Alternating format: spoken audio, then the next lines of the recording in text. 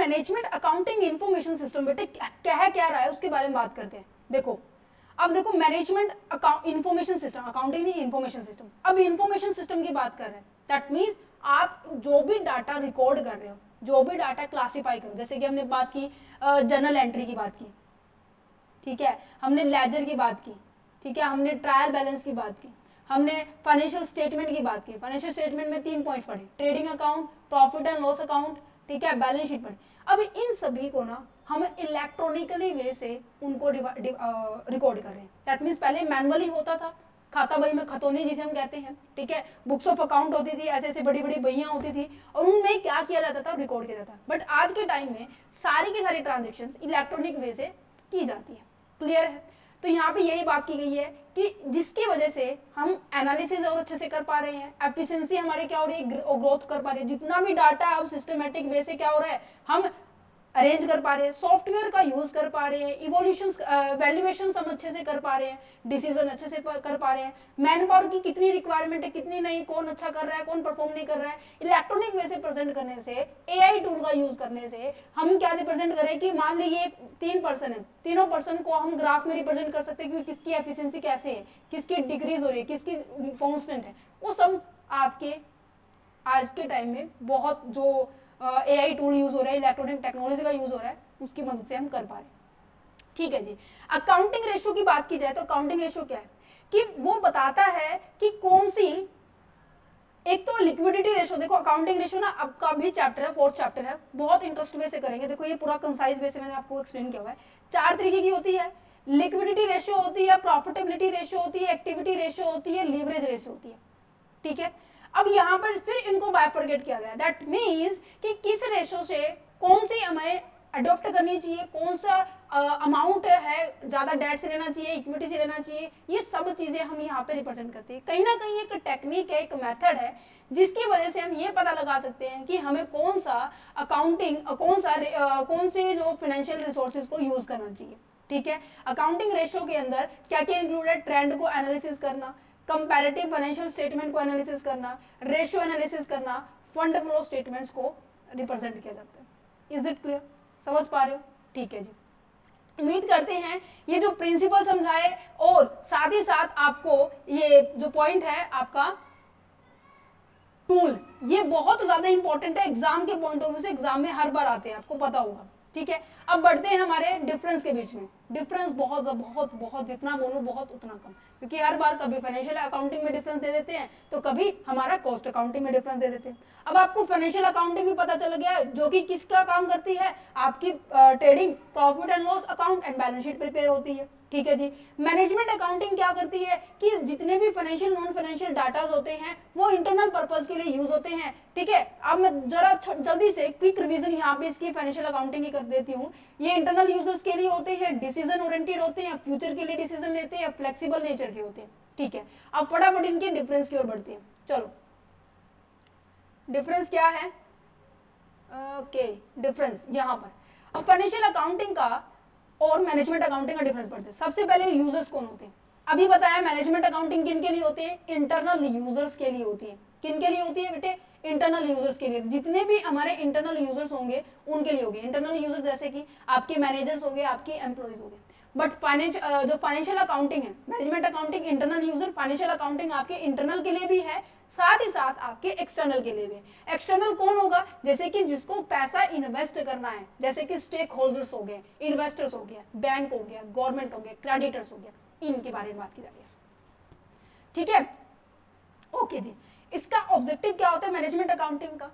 इसका main objective पता है क्या होता है कि जितनी भी इंफॉर्मेशन इकट्ठी हुई है उन इंफॉर्मेशन का यूज करके वो क्या करना चाहता है, वो ये देखना चाहता है कि किस तरीके से मैं फाइनल डिसीजन ले सकता हूं। मैंने एक लाइन करवाई थी, वो लाइन यही थी, असिस्ट करता है इंटरनल मैनेजमेंट को कि जो भी आपको इंफॉर्मेशन दी है, इस इंफॉर्मेशन के बेस पर आपको क्या करना है, ये देखना है कि क्या मुझे करना चाहिए, क्या नहीं करना चाहिए। बट फाइनेंशियल अकाउंटिंग की बात की जाए तो उसके अंदर क्या है, ये दोनों के लिए डिसीजन होता है। यहाँ पे केवल इंटरनल यूजर के लिए होता है, तो इसलिए इंटरनल ऑब्जेक्टिव तो इंटरनल पार्टीज के लिए होगा इसका ऑब्जेक्टिव। बट यहाँ पर इंटरनल और एक्सटर्नल दोनों के असिस्ट करता है कि आपको इस कंपनी में इन्वेस्ट करना चाहिए, नहीं करना चाहिए। आपको ये इंटरनल यूजर के लिए क्या बताता है कि आपकी प्रॉफिटेबिलिटी कैसी है, आपकी फाइनेंशियल पोजीशन कैसी है। That's it.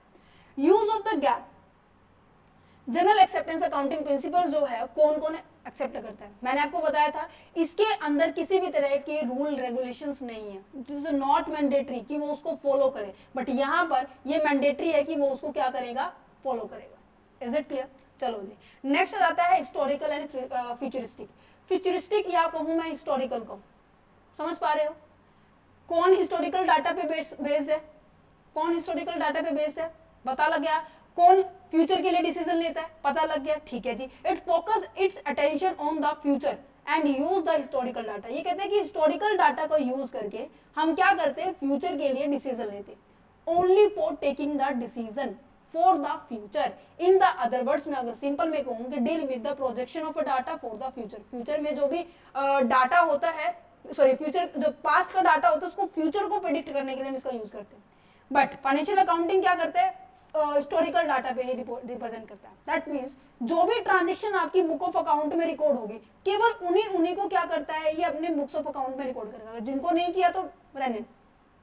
समझ पा रहे हैं? This it's record only those transactions which have to be already be taken place. जो भी उसमें ऑलरेडी ली हुई है वही लेगा, उसके अलावा नहीं लेने वाला। Is it clear? चलो जी, सब्जेक्ट मैटर की बात की जाए, सब्जेक्ट मैटर का बात की जा रही है तो यहाँ पर क्या कहते हैं कि it is concern with assessing the activity of the different units, department and cost centre, focus on the individual department.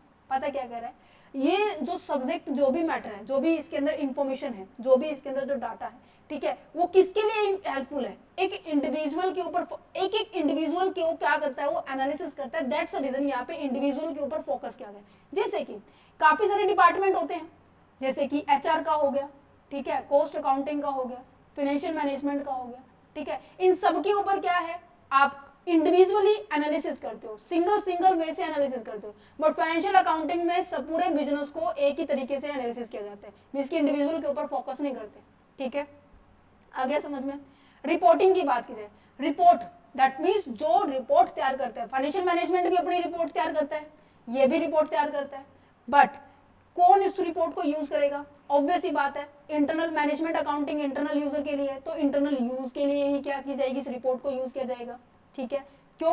क्योंकि ये जो रिपोर्ट है वो क्या आपको प्रोवाइड करेगी, देखो यहाँ पे पढ़ते हैं, इट्स रिपोर्ट आर मेन किसके ऊपर फोकस करती है, इंटरनल यूज के लिए। इसका मेन आइडिया क्या है, preparing a report in this accounting is to provide the information as per the requirement of the management. जब भी मैनेजमेंट को रिक्वायरमेंट होगी, पहली बात तो तब इसको बनाया जाएगा और उन्हीं के लिए यूज की जाएगी। बट फाइनेंशियल अकाउंटिंग किसको फाइंड आउट करने के लिए होती है, प्रॉफिटेबिलिटी को फाइंड आउट करना। प्रॉफिटेबिलिटी किससे निकलेगी बेटे, प्रॉफिट एंड लॉस अकाउंट से निकलेगी। फाइनेंशियल पोजीशन किससे निकलेगी, फाइनेंशियल पोजीशन आपकी निकलेगी बैलेंस शीट से। Is it clear? आ गया समझ में? ठीक है, ये केवल इंटरनल यूजर की बजाय ये होती है किसके लिए, आउटसाइडर के लिए भी। Is it clear? चलो जी, डिस्क्रिप्शन की बात की जाए, डिस्क्रिप्शन में क्या होता है, its cover all such monetary and the non monetary events which influence the managerial decision. अब देखो, अब मैंने आपको बताया था काफी सारे ऐसे डिसीजन हैं जो कि मॉनेटरी बेसिस पे, जो कि मॉनेटरी तो ये रिकॉर्ड करता है, ठीक है, ये नॉन मॉनेटरी नहीं करता। जैसे कि आपका हो गया कंज्यूमर की टेस्ट, मार्केट की कंपटीटर की स्ट्रेंथ, कंपटीटर की स्ट्रैटेजी, वो इनको रिकॉर्ड नहीं करता, ये केवल मॉनेटरी ट्रांजैक्शन को रिकॉर्ड करता है। बट मैनेजमेंट अकाउंटिंग किसको रिकॉर्ड करता है, monetary as well as the non monetary. Non monetary में आपको मैंने ये लिखा हुआ है। Is it clear? चलो जी, अगर मैं बात करूं कौन जल्दी कम्युनिकेशन कर पाता है, मैनेजमेंट अकाउंटिंग कर पाती है, फाइनेंशियल अकाउंटिंग कर पाती है, मैनेजमेंट अकाउंटिंग करेगी। क्यों करेगी? अब मैंने ऊपर आपको बताया कि जब चाहे as per the requirement of the management ये क्या कर सकते हैं, अपनी रिपोर्ट को तैयार कर सकते हैं। But most of financial accounting कब तैयार होती है, आपके eight the end of the year होती है। जिसे मैं कहूंगी फाइनेंशियल ईयर कब एंड होता है, 31 मार्च 2022 को, 31 मार्च 2023 को, 31 मार्च 2024 को। अब जो फाइनेंशियल ईयर एंड होगा वो 31 मार्च 2025 को होगा। तो दैट्स अ रीजन यहाँ पे जो डिसीजन लेना, जहाँ पे जो कम्युनिकेशन प्रोसेस होगी वो क्या होगी, ज्यादा फास्ट होगी। बट यहाँ पर क्या होती है, यहाँ पे स्लो होती है और ज्यादा टाइम कंज्यूमिंग होती है। किसमें, फाइनेंशियल अकाउंटिंग में। ठीक है, क्यों होती है? क्योंकि जो जनरली जो अकाउंट जो है प्रिपेयर किए जाते हैं एनुअल बेसिस पे किए जाते हैं, तो हमारा एनुअल बेसिस 31 मार्च होने वाला है। Is it clear? ओके जी। अकाउंटिंग प्रिंसिपल की बात की जाए, not set the accounting principle. अभी बताया ये जब गैप को ही यूज नहीं कर रहा, ठीक है, तो अकाउंटिंग प्रिंसिपल ही नहीं है। बट यहाँ पर जरूरी है कि आप यूनिफॉर्म वे से, प्रोसेस से जो रूल रेगुलेशन बताई हुए रूल रेगुलेशन को फॉलो करो, गैप को एक्सेप्ट करता है तो ऑब्वियस ही बात है अकाउंटिंग प्रिंसिपल यहाँ पे होंगे ही होंगे, ठीक है जी। पीरियड की बात की जाए, it collect and supply information from the time to time during the whole year, पूरे साल में लगातार बेसिस पे जब जब रिक्वायरमेंट होती है तो इसको क्या किया जाता है, इसको हम कलेक्ट कर सकते हैं, इसकी इंफॉर्मेशन गैदर कर सकते हैं। बट ये हमेशा साल में एक बार होता है, ठीक है, जिसे हम अकाउंटिंग ईयर, फाइनेंशियल ईयर भी कहते हैं। Is it clear? हाँ, एक और बात कि इसको पब्लिश किया जाता है नहीं किया जाता है। देखो आपको ये ऐसा लग रहा हो कि हमने तो पढ़े हुए हैं, यस ऑफ कोर्स, क्योंकि मैंने इसी वे से आपको यहाँ पे सबसे पहले जो इंट्रो दिया था ना, यहाँ पे इस तरीके से दिया था कि आपको समझ में आ जाए, है ना, ये तभी डिफरेंस आप क्लियर कर पाएंगे। क्या मैनेजमेंट अकाउंटिंग की रिपोर्ट पब्लिश करनी पड़ती है? नहीं करनी पड़ती। क्यों? अब इसने पहले ही बोला है कि ये इंटरनल यूजर के लिए है, इंटरनल यूज के लिए है, तो ऑब्वियस ही बात है इसने तो पब्लिश करने की जरूरत ही नहीं है, बट इसको भी तो करनी पड़ेगी, ठीक है। अब इसको पब्लिश करने की जरूरत नहीं है तो ऑब्वियस ही बात है कि अकाउंटिंग रूल को फॉलो नहीं करेगा, जब चाहे पूरे होल टाइम में तभी भी रिपोर्ट तैयार कर सकता है। दैट्स द रीजन ये इनके लिए कंपल्सरी है पब्लिकेशन करना, ठीक है, जिससे इन्वेस्टर्स जो है, आउटसाइडर जो है, उनको क्या पता लग सके कंपनी कैसी चल रही है, तभी तो वो इन्वेस्ट करेंगे। Is it clear? ऑडिट करवाना, अब ये बात देखो, अब ना तो इनको पब्लिश करने की जरूरत है, ना ही इनको अकाउंटिंग प्रिंसिपल यूज करने के ऊपर ज्यादा कंपल्सन की गई है मैनेजमेंट अकाउंटिंग के कंसेप्ट को, तो ऑब्वियस ही बात है यहाँ पे ऑडिट का कंसेप्ट भी नहीं है। यहाँ पे इनके लिए तो भाई कंपल्सरी बोला गया है, कंपल्सरी ऑडिट कंपल्सरी करनी है, समझ पा रहे हो, ठीक है। स्कोप की बात की जाए, स्कोप किसका ज्यादा है? इसका ज्यादा है। क्यों ज्यादा है? क्योंकि इसने सबको इंक्लूड कर लिया था, बताया था मैंने स्कोप के अंदर, स्कोप यहाँ पे करवाए थे, याद है सबको स्कोप, यहाँ पे टूल हो गए हैं, ऊपर मैंने करवाए थे ये स्कोप, फंक्शन से पहले हुए थे हमारे स्कोप, यहाँ पे ये इतने सारे, ये सारे स्कोप है, इसकी पूरी की पूरी अकाउंटिंग सिस्टम को इन्होंने इंक्लूड किया हुआ है, तभी तो डिसीजन ले पा रहा है। Is it clear? तो इसका स्कोप क्या है? वाइडर है, इसका स्कोप क्या है? लिमिटेड है। किसका? फाइनेंशियल अकाउंटिंग का स्कोप लिमिटेड है। Is it clear? I hope सबको याद हो रहा होगा साथ साथ, ठीक है। कैरेक्टरिस्टिक्स की बात कीजिए तो वो क्या होता है, इसके अंदर subjective and relative information he collect की जाती है। समझ में आ गया? सब्जेक्टिव समझते हो, एक आपका एग्जाम होता है सब्जेक्टिव होता है, एक आपका हो जाता है ऑब्जेक्टिव होता है। ऑब्जेक्टिव टाइप का मतलब क्या होता है कि आपको 4 ऑप्शन दिए जाएंगे, चारों में से कोई एक ऑप्शन आपको क्लिक करना है, कोई एक्सप्लेनेशन नहीं मांगी हुई है। बट सब्जेक्टिव का मतलब है कि आप क्या कर रहे हैं, विद एग्जांपल विद क्लैरिफिकेशन आपसे पूछा जा रहा है ना। तो इसका मतलब है मैनेजमेंट अकाउंटिंग पूरी इन डेप्थ में बताता है, रीजन भी आपको एक फीचर बताई थी कि मैनेजमेंट अकाउंटिंग क्या है, बताता है कॉज एंड इफेक्ट के रिलेशन बताता है, बट फाइनेंशियल अकाउंटिंग नहीं बताता। तो दैट्स द रीजन ये क्या है, ऑब्जेक्टिव है, ये क्या है, सब्जेक्टिव है। क्लियर हुआ बेटे पॉइंट? चलो जी, लीगल रूल क्या बात की जा रही है, एज पर द सुटेबिलिटी होती है, जैसे जैसा बिजनेस है वैसे वैसे अपनी सुटेबिलिटी के हिसाब से वो रूल फॉलो कर सकता है। बट यहाँ पे क्या किया जाता है, गैप को फॉलो किया जाता है, जनरल एक्सेप्टेड अकाउंटिंग प्रोसीजर होता है। Is it clear? ओके, ठीक है। कोई डाउट है तो डाउट हो तो प्लीज कमेंट बॉक्स में बोल देना, ठीक है। कहते हो तो हम दोबारा से भी एक सेपरेट वीडियो जिसके अंदर केवल इसको डिस्कस करेंगे, ठीक है। चलो तो नेक्स्ट जाता है आपका difference between cost accounting and management accounting. Cost accounting and management accounting में क्या डिफरेंस है? कहता है कि मैनेजमेंट अकाउंटिंग क्या है, मैनेजमेंट अकाउंटिंग के सेम पॉइंट रहने वाले हैं, कॉस्ट अकाउंटिंग के अलग होने वाले हैं। क्या ऑब्जेक्टिव इसका क्या था कि ये किसके लिए है बेटे, याद रखना, ये इंफॉर्मेशन किसको प्रोवाइड करता है, information provide to the manager. किस चीज के लिए यूज की जाती है, प्लानिंग करने के लिए, कंट्रोलिंग करने के लिए, ऑपरेशन करने के लिए, इन सभी एक्टिविटी के लिए मैनेजर को इंफॉर्मेशन चाहिए होती है। बट कॉस्ट अकाउंटिंग का मेन ऑब्जेक्टिव क्या होता है कि जितनी कम हो सके कॉस्ट को कम करूं मैं, कॉस्ट को कंट्रोल करूं मैं, ठीक है। कॉस्ट को डिटरमाइन करना और कॉस्ट को कंट्रोल करने का इसका मेन काम होता है। चलो जी, नेक्स्ट आता है अकाउंटिंग सिस्टम। क्या इसके अंदर किसी भी तरह का अकाउंटिंग सिस्टम यूज किया जा रहा था? नहीं किया जा रहा था। बट यहाँ पे तो डबल एंट्री सिस्टम है, दैट मींस प्रिंसिपल यूज किए जा रहे हैं, जी जरूर। गाइडेंस प्रिंसिपल हो, यहाँ पे कोई गाइडेंस प्रिंसिपल नहीं है, कोई जनरल एक्सेप्टेंस वाला रूल नहीं है, जो मैंने अभी आपको बताया गैप का यूज नहीं किया जाता है, बट यहाँ पे गैप का यूज किया जाता है। अब आप ये कहेंगे कि मैम फाइनेंशियल अकाउंटिंग इसमें थोड़ा सा सिमिलरिटी नजर है। यस ऑफ कोर्स, जो बेसिक प्रिंसिपल है जैसे कि अकाउंटिंग सिस्टम्स हो गया, जनरल प्रिंसिपल्स हो गया।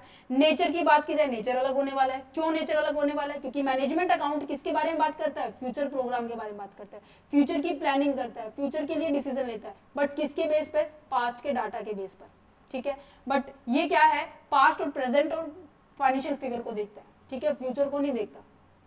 चलो जी, फंक्शंस की परफॉर्म की बात की जाए, इसका मेन फंक्शन क्या होता है? जो भी डाटा इसको प्रोवाइड किया गया है, एक सेकेंड, यहाँ पे डाटा प्रोवाइड किया जाता है, डिसीजन नहीं लिया जाता। पढ़ी थी एक फीचर, क्यों? क्योंकि डिसीजन लेना किसका काम है? मैनेजर का काम है। अगर मैनेजर कैपेबल है, उसकी कैपेसिटी है, वो अच्छा सोच पा रहा है, अच्छा कर पा रहा है, अच्छे अच्छे फील्ड की ओर देख पा रहा है, तो वो अच्छा डिसीजन लेगा, है ना। बट मैंने कॉस्ट अकाउंटिंग में क्या है, इसका मेन फंक्शन क्या है? कॉस्ट अकाउंटिंग का मेन फंक्शन है कि डाटा को रिकॉर्ड करना और उसको क्लासिफाई करना, कंसंट्रेट करना कॉस्ट के ऊपर। इसका मेन फोकस कॉस्ट के ऊपर है, इसका मेन फोकस डिसीजन लेने के ऊपर है। बट वो डिसीजन किसके बेस पे ले जाएगा? डाटा के ऊपर ले जाएगा। मैनेजमेंट अकाउंटिंग में केवल डाटा प्रोवाइड किया जाता है, लेना तो भाई बंदों को ही होता है, जो पर्सन होते हैं, ठीक है।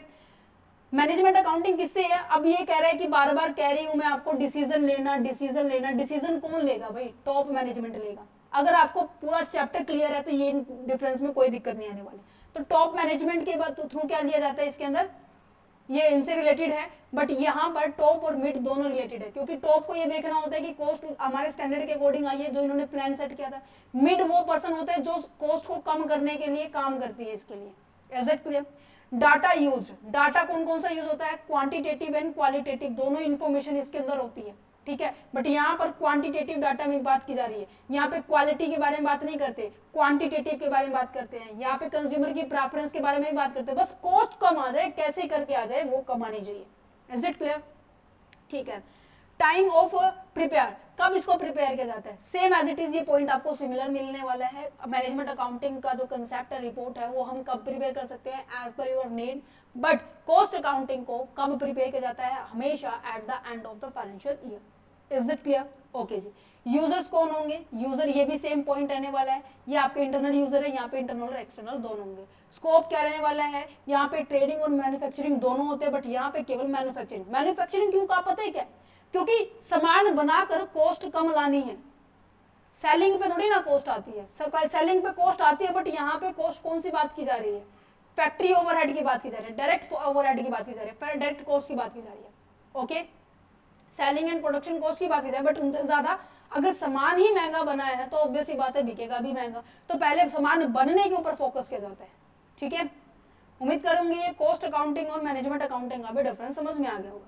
अब फाइनली आपको कंक्लूजन जरूर ड्रॉ करके आना है कि पूरा का पूरा फाइनेंशियल मैनेजमेंट अकाउंटिंग क्या है, क्या रहा है। मैनेजमेंट अकाउंटिंग क्या प्रोवाइड करता है बेटे, जल्दी से बताओ। एक एसेंशियल इंफॉर्मेशन प्रोवाइड करता है मैनेजर के लिए कि वो क्या कर सके, एक अच्छी रणनीति के साथ प्लानिंग कर सके, फ्यूचर के लिए डिसीजन ले सके और कंट्रोल कर सके हमारे ऑपरेशनली एक्टिविटीज को।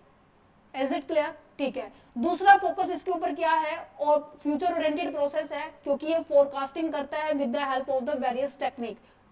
ओके, नेक्स्ट क्या है, अगर मैं बात करूं, ये हिस्टोरिकल डाटा के ऊपर भी रिलाई करता है। Not fully account for their is external factors require the carefully interpretation and the application. उन्हें बहुत केयरफुल रहना पड़ता है, क्योंकि ये केवल इनके पास केवल इंफॉर्मेशन होती है, और उस इंफॉर्मेशन से क्या आप निकाल सकते हो वो डिपेंड करता है उस पर्सन के ऊपर।